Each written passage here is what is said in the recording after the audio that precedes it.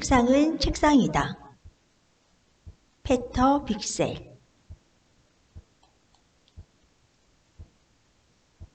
나는 어떤 늙은 남자에 관한 이야기를 하려고 한다. 이젠 아무 말도 하지 않고 피곤한 표정을 하고 있으며 미소를 짓기에도 너무 지쳤고 화를 내기에도 너무 지친 어떤 남자에 관한 이야기이다. 그는 어떤 조그만 도시의 길끝 또는 교차로 근처에 살고 있다. 그의 모습을 묘사하는 것은 쓸데없는 일이다. 다른 사람과 다른 점이 거의 없기 때문이다. 그는 회색 모자와 회색 바지와 회색 상의를 입고 있고 겨울에는 긴 회색 외투를 걸친다. 그의 목은 가늘고 피부는 기름기가 빠졌고 주름이 잡혔다. 하얀 셔츠의 깃이 그에게는 너무 넓어 보인다. 그의 방은 그 집의 맨 위층에 있다. 어쩌면 그는 결혼해서 자식들이 있을지도 모르고 옛날에는 다른 도시에 살았을지도 모른다. 그도 한때 어린아이였을 것은 틀림없다. 그러나 그때는 어린아이들이 어른처럼 교육받던 시절이었다. 할머니의 사진첩을 보면 그런 시절이 나온다. 그의 방에는 의자 둘, 책상 하나, 양탄자 한 장, 침대와 옷장이 하나씩 있다. 조그만 책상 위에는 괴종시계가 하나 놓여 있다. 그 옆에는 오래된 신문과 사진첩이 놓여 있고 벽에는 거울과 사진이 한 장 걸려 있다. 이 늙은 남자는 아침마다 산책을 했다. 오후에도 한 차례 산책을 했다. 이웃 사람들과 몇 마디 말을 주고받고 저녁 되면 자기 책상에 앉아 있었다. 이러한 일과는 결코 변하는 법이 없었다. 일요일에도 마찬가지였다. 이 남자가 책상에 앉아 있을 때면 괴종시계가 똑딱거리는 소리가 들려왔다. 괴종시계는 언제나 똑딱거렸다. 그런데 보통 때와는 다른 날이 한 번 있었다. 그날도 햇빛이 났고 너무 덥지도 너무 춥지도 않았고 새들은 지저귀였고 사람들은 친절했고 아이들은 놀고 있었다. 보통 때와 달랐던 점은 이 남자에게 갑자기 세상 만사가 마음에 들게 되었다는 것이었다.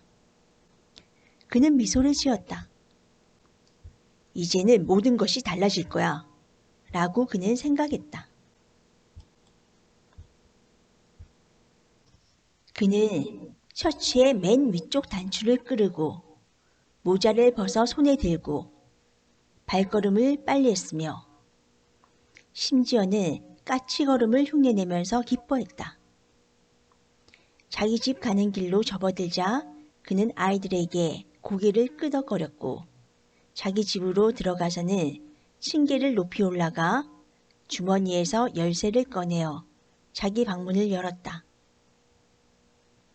그러나 방 안에는 모든 것이 전과 똑같았다. 책상 하나, 의자 둘, 침대 하나. 그리고 그가 앉자마자 다시 괴종시계가 똑딱거리는 소리가 들려왔다. 하나도 달라진 점이 없었으므로 모든 기쁨은 사라지고 말았다. 이 남자는 커다란 분노에 사로잡혔다. 그는 거울로 자기의 얼굴이 빨개지는 것을 보았고 자기의 눈이 가늘게 깜빡이는 모습을 보았다. 그러고 나서 그는 주먹을 쥔 두 손을 높이 올렸다가 책상 바닥을 쾅 쳤다. 처음엔 한 번, 좀 있다가 또 한 번, 그 다음에는 북소리치듯 책상을 두드리며 자꾸만 소리 질렀다.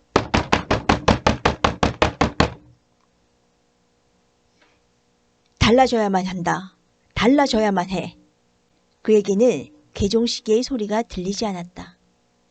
그러는 동안 그의 손은 아파오기 시작했고 목소리는 쉬어버렸다. 그러자 다시 개종시계의 소리가 들려왔다. 달라진 것은 아무것도 없었다. 언제나 똑같은 책상 하고 그 남자는 말했다. 똑같은 의자, 침대, 사진. 나는 언제나 책상을 책상이라 말하고 그림을 그림이라 말하고 침대는 침대라 부르고 의자는 의자라고 부른다. 도대체 왜 그렇게 불러야만 한단 말인가? 프랑스인들은 침대를 리, 책상을 타블이라 말하고 그림은 타블로, 의자는 쉐즈라 부른다. 그 말들을 사용하여 그들은 의견을 주고받는다. 중국인들도 그들끼리 역시 이런 식으로 의사소통한다. 무엇 때문에 침대를 사진이라고 부르면 안 된단 말인가? 이렇게 생각하고 그 남자는 미소를 지었다. 그러고 나서 그는 껄껄 웃었다. 이웃방 사람들이 벽을 두드리며 조용히 하시오 하고 소리 지를 때까지 그는 웃어댔다. 이제는 달라지는 거다 하고 그는 외쳤다. 그리고 지금부터 침대를 사진이라고 말하기로 했다. 나는 피곤해. 사진 속으로 들어갈 테야. 라고 그는 말했다. 그는 아침마다 오랫동안 사진 속에 누워 있었다. 그럼 의자는 무엇이라고 부를까? 곰곰이 생각해보고 그는 의자를 괴종시계라고 부르기로 했다. 즉 그는 일어나면 옷을 입고 괴종시계 위에 앉아 책상 위에 팔을 짚었다. 그러나 책상은 이미 책상이라고 불리지 않았다. 책상은 이제 양탄자라고 불리게 되었던 것이다. 그러니까 아침에 이 남자는 사진을 떠나 옷을 입고 양탄자의 개종시계 위에 앉아 있게 된 셈이다. 침대를 그는 사진이라고 말했다. 책상을 그는 양탄자라고 말했다. 의자를 그는 괴종시계라고 말했다. 신문을 그는 침대라고 말했다. 거울을 그는 의자라고 말했다. 괴종시계를 그는 사진첩이라고 말했다. 옷장을 그는 신문이라고 말했다. 양탄자를 그는 옷장이라고 말했다. 사진을 그는 책상이라고 말했다. 그리고 사진첩을 그는 거울이라고 말했다. 그러니까 결국 이렇게 된다. 아침에 이 늙은 남자는 오랫동안 사진 속에 누워 있었다. 9시에 사진첩이 울렸다. 이 남자는 일어나 발이 시리지 않게 옷장 위로 올라섰다. 다음에 신문에서 그의 옷을 꺼내 입고 벽에 걸린 의자를 들여다보고 양탄자 앞에 괴종시계 위에 앉아 자기 어머니의 책상을 발견할 때까지 거울을 뒤적거렸다. 이 남자는 이것이 즐거웠다. 그는 온종일 연습을 했고 새로운 단어들을 암기했다. 모든 사물의 이름이 바뀌었다. 그 자신은 남자가 아니라 발이었다. 발은 아침이었다. 그리고 아침은 남자였다. 이제 여러분 스스로 이 이야기를 끌고 나갈 수 있다. 이 남자가 한 것처럼 여러분도 다른 단어들을 바꿔볼 수 있다. 울린다는 세워놓다로, 언다는 바라본다로, 누워있다는 울린다로, 서있다는 언다로, 세워놓다는 펼친다로 바꿔보자. 그러면 이렇게 될 것이다. 남자에게 달린 이 늙은 발은 오랫동안 사진 속에 울리고 있었다. 9시에 사진첩을 세워놓았다. 이 발은 얼어 올라왔고 아침이 바라보지 않도록 이 발은 옷장 위에 자신을 펼쳤다. 이 늙은 남자는 파란 공책을 사서 이 새로운 단어들을 거기에 가득 적었다. 그는 할 일이 너무나 많았으므로 사람들이 그를 길에서 볼 기회는 아주 드물게 되고 말았다. 그는 모든 사물에 새로운 이름을 붙였다. 그러는 동안 점점 본래의 정확한 이름을 잊어버리게 되었다. 이제 그는 자기 혼자서만 사용할 수 있는 새로운 언어를 갖게 된 것이다.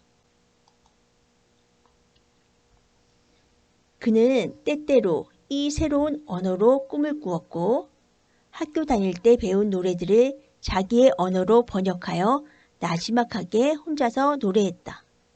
그러나 얼마 가지 않아 이 번역 일도 그에게는 힘들게 되었다. 그는 옛날의 언어를 거의 다 잊어버려 이제는 본래의 그 언어를 파란 노트를 뒤적이며 찾아야만 했다. 사람들과 이야기하는 것이 그는 두려워졌다. 사람들이 이 사물을 뭐라고 말하더라 하고 오랫동안 생각해 봐야만 했기 때문이다. 그의 사진을 사람들은 침대라고 말한다. 그의 양탄자를 사람들은 책상이라고 말한다. 그의 괴종시계를 사람들은 의자라고 말한다. 그의 침대를 사람들은 신문이라고 말한다. 그의 의자를 사람들은 거울이라고 말한다. 그의 사진첩을 사람들은 괴종시계라고 말한다. 그의 신문을 사람들은 옷장이라고 말한다. 그의 옷장을 사람들은 양탄자라고 말한다. 그의 책상을 사람들은 사진이라고 말한다. 그의 거울을 사람들은 사진첩이라고 말한다. 그리하여 이 남자는 사람들이 이야기하는 것을 들으면 웃지 않고는 견딜 수 없는 지경에 이르렀다. 누군가 당신은 내일도 축구 경기를 보러 가십니까? 라고 말하는 것을 듣거나 또는 누군가 벌써 2달 동안이나 계속 비가 오는군요. 라고 말하는 것을 듣거나 또는 누군가 미국에 저희 아저씨가 한 분 계십니다. 라고 말하는 것을 들으면 그는 웃지 않고는 견딜 수가 없었다. 웃을 수밖에 없는 것이 그는 이 모든 말을 이해할 수 없었던 것이다. 그러나 이것이 결코 우스운 이야기는 아니다. 이 이야기는 슬프게 시작되어 슬프게 끝났다.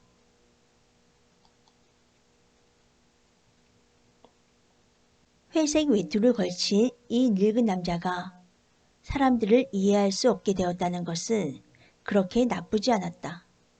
이보다 훨씬 더 나쁘게 된 것은 사람들이 이제는 그를 이해할 수 없게 된 것이었다. 그래서 그는 말을 하지 않았다. 그는 침묵했고 자기 자신하고만 이야기했고 다른 사람에게 인사조차 하지 않게 되어버렸다. 책상은 책상이다.